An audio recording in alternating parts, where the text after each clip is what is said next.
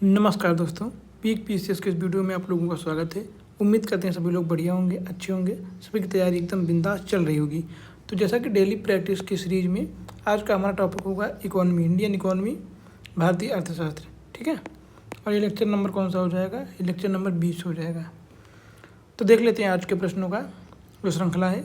तो हमारा आज का प्रश्न क्या हो जाएगा कि भारत में गरीबी के आकलन के संबंध में, ठीक है, निम्नलिखित में से कौन सा युग्म सही है? हमको ये देखना कि कौन सा युग्म सही है। ऑप्शन ए क्या दे रखा है कि लकड़ावाला समिति जो है इसकी स्थापना या इसकी स्टार्टिंग 1993 में हुई थी। ऑप्शन बी हो जाएगा तेंदुलकर समिति। तो तेंदुलकर समिति जो है ये कब? 2005।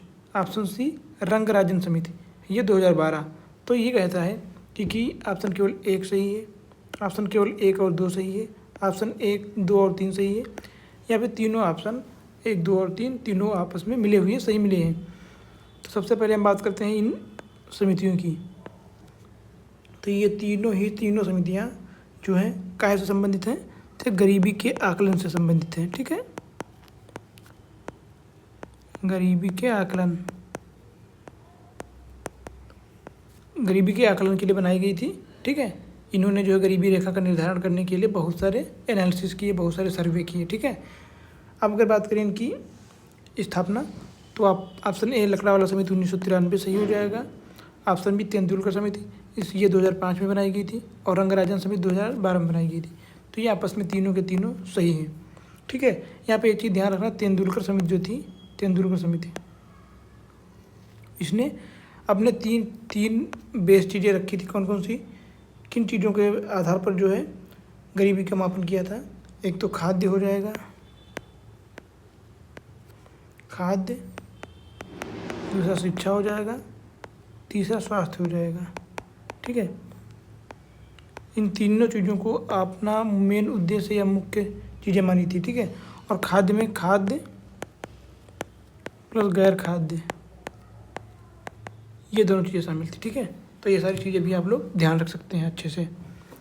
अगला प्रश्न क्या हो जाएगा हमारा कि the wealth of Nations, the wealth of Nations और कंपैरेटिव एडवांटेज, ये दोनों पुस्तकें क्रमशः किन से संबंधित हैं?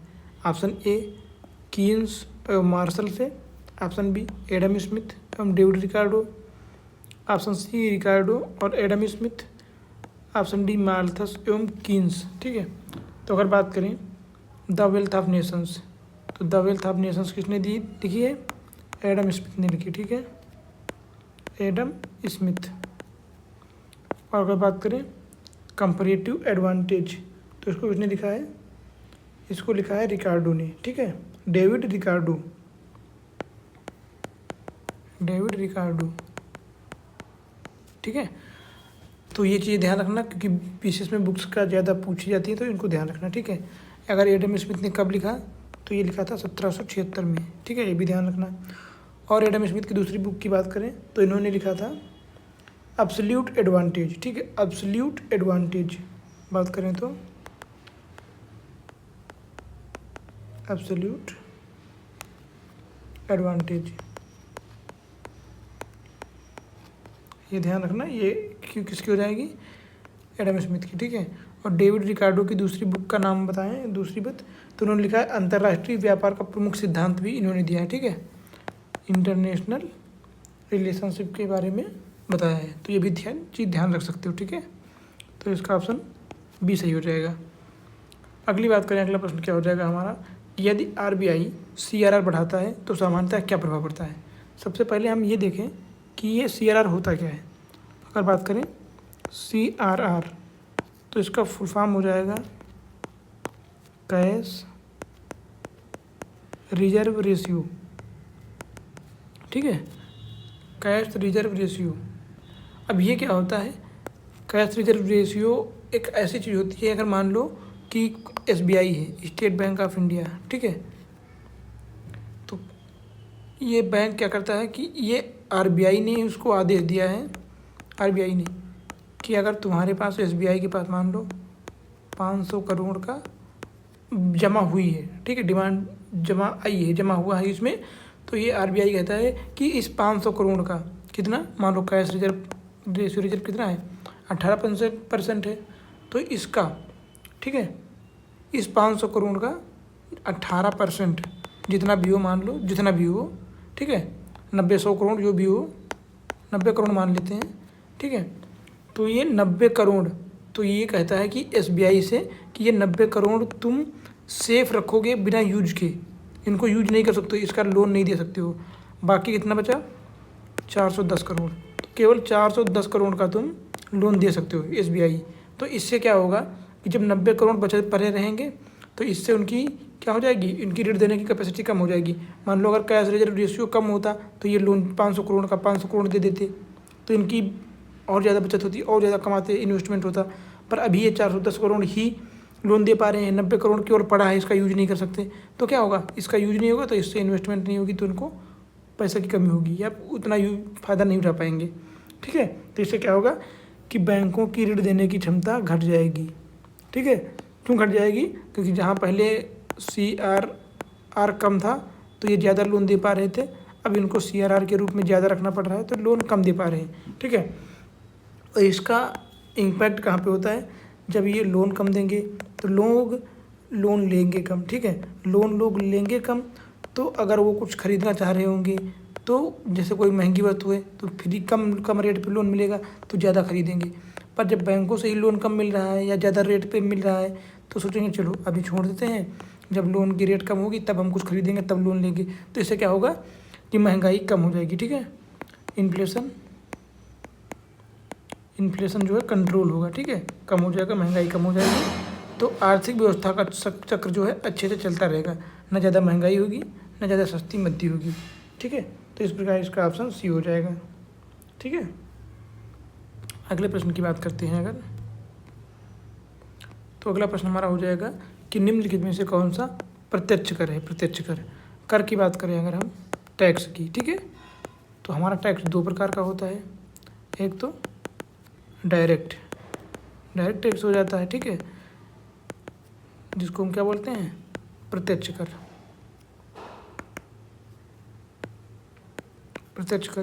दूसरा इनडायरेक्ट हो जाता है, ठीक है, इनडायरेक्ट अप्रत्यक्ष कर।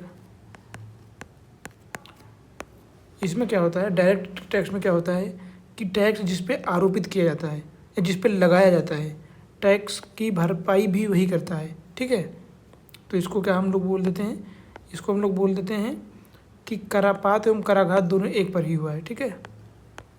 करापात एवं कराघात दोनों सेम पर्सन पे होता है। और इसमें क्या अप्रत्यक्ष में क्या होता है, कर लगाया दूसरे व्यक्ति पर जाता है और कर का भुगतान कोई दूसरा करता है, ठीक है।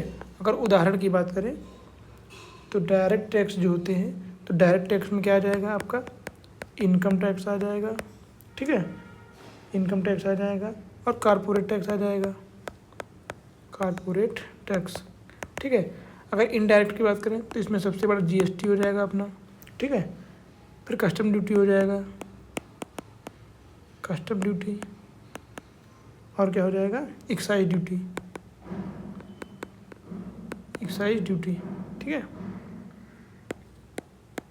तो ये सारी चीज़ें देख सकते हैं आप, ध्यान रखना, ये होते हैं आपके डायरेक्ट टैक्स और ये इनडायरेक्ट टैक्स होते हैं। तो इसमें प्रत्यक्ष कर कौन सा हो जाएगा, कारपोरेट टैक्स हो जाएगा, जाहिर सी बात है, ठीक है।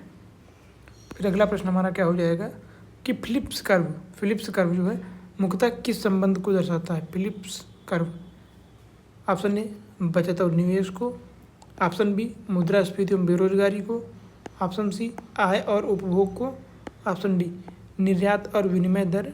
हेराल्ड डोमन मॉडल में आर्थिक विकास के लिए विशेष महत्व है, ठीक है। तो यहाँ से एक चीज़ ध्यान रखना, क्या, यहाँ से ये इतना कट कर दो, ठीक है, हाँ ये यहाँ तक, या फिर निर्यात और विनिमय दर को।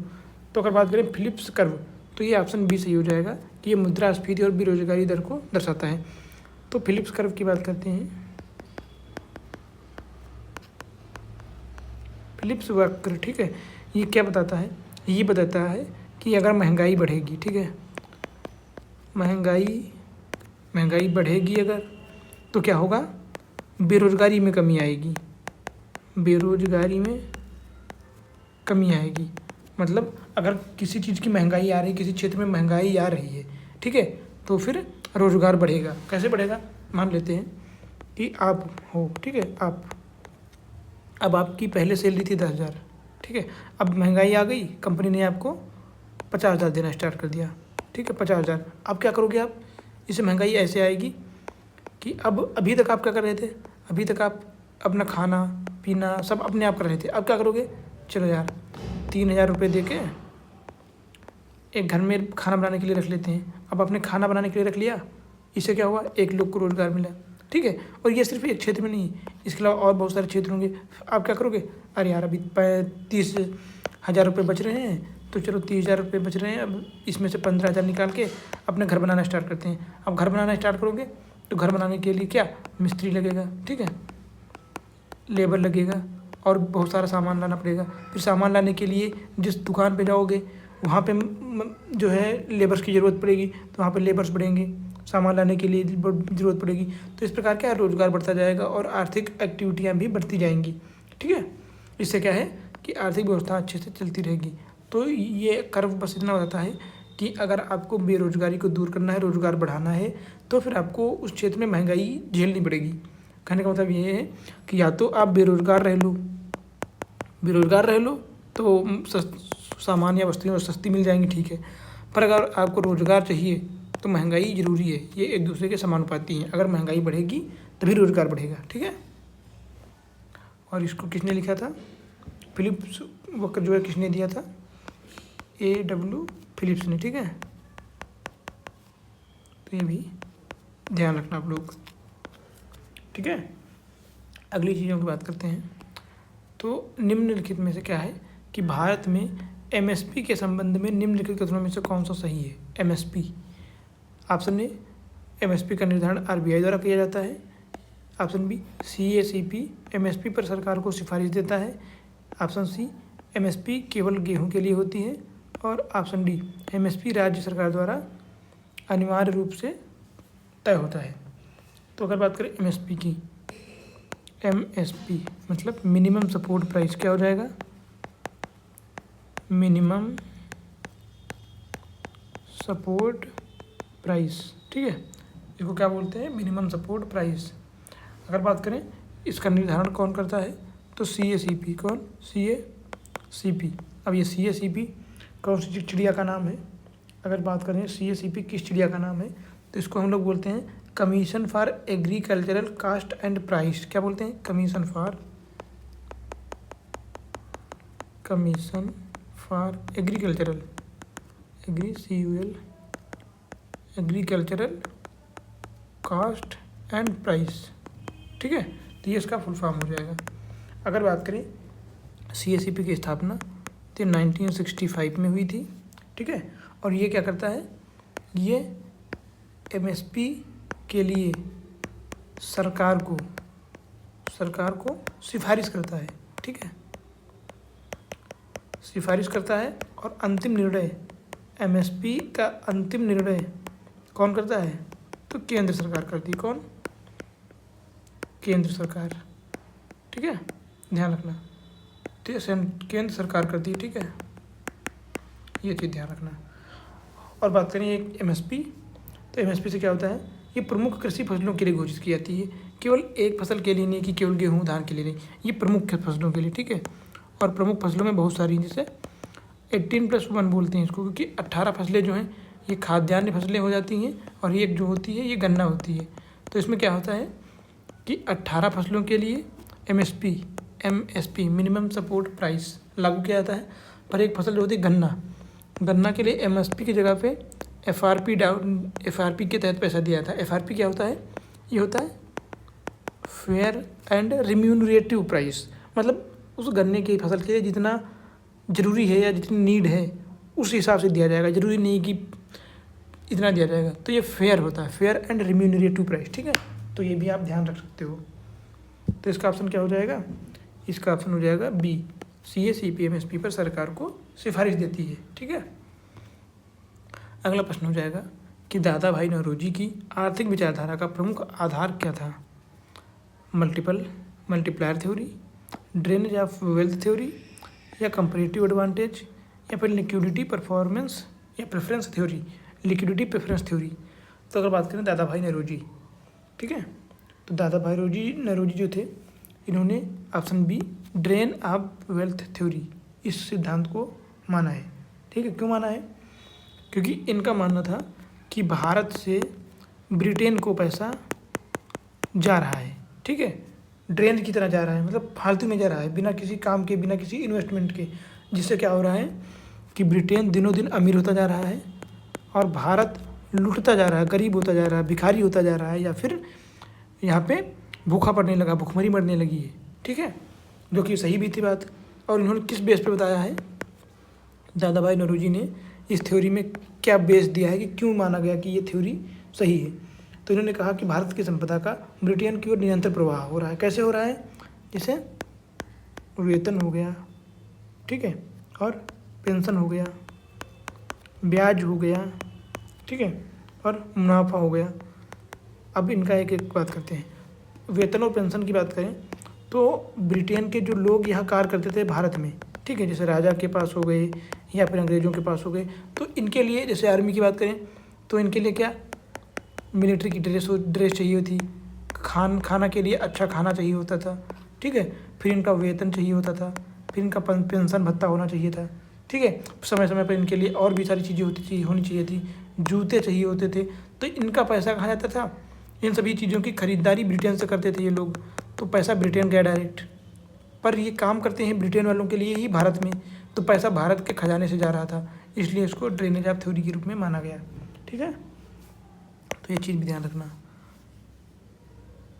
अगला बात करें अगर दादा भाई नौरोजी की, तो दादा भाई नौरोजी की एक सबसे इम्पोर्टेंट बुक है, इसका क्या नाम है? The poverty and un British rule in India. ठीक है, क्या नाम था? पॉवर्टी एंड अन ब्रिटिश, ठीक है, un British rule in India, ठीक है, un British rule in India. ये बहुत इंपॉर्टेंट बुक है और ये ऐसा कोई एग्जाम नहीं जहाँ पे ये पूछी ना गई। Poverty and un British rule in India, ये भी ध्यान रखना, ठीक है। किसकी है? दादा भाई नौरोजी की हो जाएगी। अगला प्रश्न हमारा हो जाएगा कि महंगाई के कारणों में निम्नलिखित में से कास्ट पुश इन्फ्लेशन का उदाहरण क्या है? ऑप्शन ए हो जाएगा मांग में अत्यधिक वृद्धि, सरकारी खर्च में अत्यधिक वृद्धि, कच्चे माल की कीमत में वृद्धि, उपभोक्ता मांग में उछाल। ठीक है, तो अगर बात करें कास्ट पुश इन्फ्लेशन क्या होता है? कास्ट मतलब किसी चीज़ की कीमत बढ़ जाना, ठीक है। अब जब किसी चीज़ की कीमत बढ़ जाएगी तो उसके कारण उस चीज़ से जो बनने वाले प्रोडक्ट होते हैं, बाई प्रोडक्ट, उनकी भी कीमत बढ़ जाएगी। मान लो समोसे की बात करते हैं, ठीक है। समोसा अभी आज कितने का मिल रहा है? मान लो 10 रुपये का एक समोसा मिल रहा है, ठीक है। अचानक से क्या हुआ, यही समोसा आपको 15 रुपये का मिलने लगा। क्यों? अब दुकानदार क्या बोल रहा है कि अरे भाई मैं 10 रुपये का समोसा कैसे दे सकता हूँ, मेरे को खुद ही सामान महंगी मिल रही है। तो आपको सोचोगे अरे इसको क्या सामान महंगी पड़ रही है, तो वो सामान क्या हो जाएगी? आलू हो गया, क्योंकि आलू पड़ता है उसमें, मटर हो गया, मटर पड़ता है, और अदरक भी डाल देते हैं, अदरक ले लो, और क्या हो सकता है, और फिर आटा ले लो। अब ये दुकानदार क्या बोल रहा है, अरे भाई आलू का रेट बढ़ गया है, मटर का रेट बढ़ गया है, अदरक का बढ़ गया है, आटे का बढ़ गया है, अब हर चीज़ महंगी मेरे को खुद मिल रही है, तो मैं समोसा 10 रुपये में आपको कैसे दे सकता हूँ? तो क्या होगा कि इसको कहते हैं कास्ट पुश इन्फ्लेशन, मतलब किसी चीज़ की कीमत ही बढ़ जाना, उसके लिए कच्चे माल की आवश्यकता जो होती है। मान लो समोसा बनाने के लिए, समोसा तो बाई प्रोडक्ट है या प्रोडक्ट है, इसको बनाने के लिए जो कच्चे माल की आवश्यकता पड़ती है उसमें महंगाई हो जाना, या स्ट्रक्चरल चीज़ों में महंगाई हो जाना क्या होता है? कास्ट पुल इन्फ्लेशन का कारण होता है। तो इसका ऑप्शन सी सही हो जाएगा, ठीक है। अगर इसकी डिटेल एनालिसिस की बात करें तो वो तो हमने कर लिया है। अब अगले प्रश्न की बात करते हैं। अगला क्या हो जाएगा कि बैलेंस ऑफ ट्रेड और बैलेंस ऑफ पेमेंट के संबंध में कौन सा सही है?